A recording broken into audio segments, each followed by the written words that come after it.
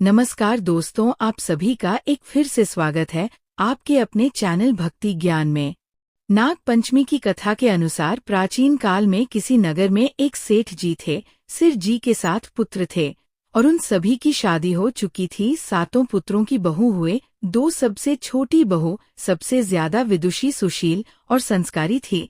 एक दिन सबसे बड़ी बहू ने सारे देवरानियों से कहा कि घर को लिखने के लिए पीली मिट्टी ले जाते हैं।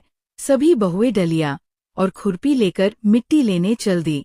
जब वह मिट्टी खोदने लगी तब वहां एक सर्प निकला। बड़ी बहू उस सर्प को खुरपी से मारने लगी तो छोटी बहू बोली, मत मारो इसे, ये बेचारा तो निरपराध है। ये सुनकर बड़ी बहू फ्लैश लाइट को नहीं मारा। तब सर्प एक ओर जाकर बैठ गया। छोटी बहू ने सर्प से कहा, आप यहाँ से जाना मत, मैं अभी आती हूँ। ऐसा कहकर छोटी बहू सर्प के लिए दूध लेने चली गई। घर पहुंचकर वह अपने कामों में लग गई और सर्प को किया वादा भूल गई। अगले दिन जैसे ही उसे ये बात याद आई तब वो दूध लेकर वहां पहुंची तो उसने देखा सब तो वही बैठा है। सर्प को देखकर वह बोली, भैया मुझे माफ कर दो, मैं अपने कार्य में लगकर आपसे किया वादा भूल गई। तब सर्प बोला, मुझसे झूठ बोलने के लिए मैं अभी तुझे डस लेता, लेकिन तूने मुझे भैया कहा है इसलिए मैं तुझे छोड़ रहा हूँ और आज से तू मेरी बहन हुई। तुझे जो चाहिए मांग ले। छोटी बहू बोली, भैया मेरा भी नहीं है, मुझे एक भाई मिल गया, मुझे और कुछ नहीं चाहिए। बस जब भी मैं अपने भाई को पुकारूं तुम चले आना। कुछ दिनों बाद सावन के महीने में सेठ जी की सभी बहुएं अपने अपने पीहर जाने लगी और छोटी बहू से बोली, तेरा तो कोई प्यार नहीं है, तू कहाँ जाएगी। यह सुनकर छोटी बहू बहुत रोई। तभी उसके घर उसके दूर के रिश्ते का एक भाई आया और बोला, मैं इसे लेने आया हूँ, मैं इसका दूर के रिश्ते का भाई हूँ। सेठ जी बोले, छोटी बहू का तो कोई भाई नहीं है। उनको विश्वास दिलाने पर से चीनी छोटी बहू को सर्प के साथ भेज दिया। रास्ते में उसने छोटी बहू को बताया, बहन मैं तुम्हारा भाई सर्प हूँ और तुम्हें अपने साथ अपने घर नागलोक ले जाने आया हूँ। तुम डरना मत, तुम मेरी इसको पकड़ लो और डरना मत, मैं तुम्हें अपने साथ अपने घर ले जा रहा हूँ। छोटी बहू ने सर्प के कहे अनुसार किया। जैसे ही वह नागलोक पहुँचे, नागलोक के धनैश्वर्य को देखकर छोटी बहुत चकित रह गई। जब उसे अपनी माता के पास ले गया और बोला, माता ये मेरी बहन है, इसने मेरी जान बचाई थी और ये यहाँ हमारे साथ रहने आई है। सर्प की माता ने छोटी बहू को गले लगा लिया।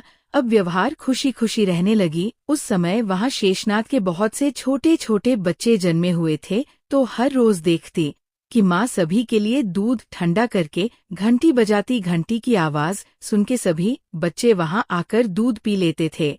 एक दिन वह माँ से बोली, माँ आज दूध में ठंडा कर देती हूँ।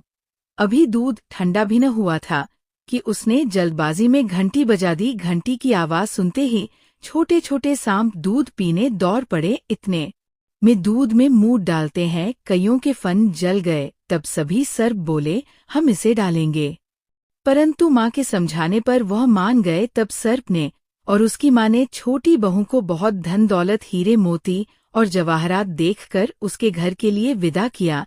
इतना सारा धन दौलत देखकर बड़ी बहू बोली, भाई ने इतनी सारी दौलत दी है तो इसे झाड़ने के लिए सोने की झाड़ू भी दे देता। ये सुनकर सर्प ने सोने की झाड़ू भी लाकर दी और उसके साथ उसे उसकी माँ की तरफ से हीरे मोती और मणियों का एक अद्भुत हार दिया।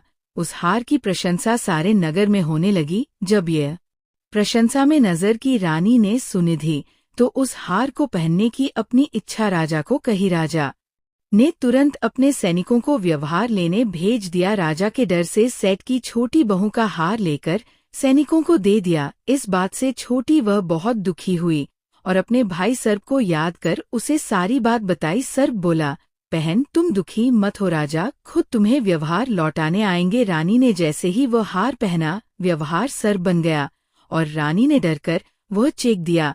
यह देखकर राजा ने छोटी बहू को उपस्थित होने का आदेश दिया। सेठ जी स्वयं छोटी बहू को लेकर उपस्थित हुए। राजा ने छोटी बहू से पूछा, तूने क्या काला जादू किया है। छोटी बहू बोली, राजन मुझे क्षमा कीजिए, ये हार ही ऐसा कि ये हार मुझे मेरे भाई ने दिया है। इतनी देर में फैंटना वहां प्रकट हुआ और बोला, ये मेरी बहन है और ये हाथ मैंने इसे दिया है। ये देखकर सभी लोगों ने नाग देवता को प्रणाम किया और उसी दिन से नागपंचमी का त्योहार मनाया जाने लगा। तो दोस्तों, कैसी लगी आपको आज की हमारी ये कहानी? हमें कमेंट बॉक्स में लिखकर जरूर भेजें और साथ ही साथ हमारे इस वीडियो को शेयर करें और हमारे चैनल को सब्सक्राइब जरूर करें। जय नाग देवता।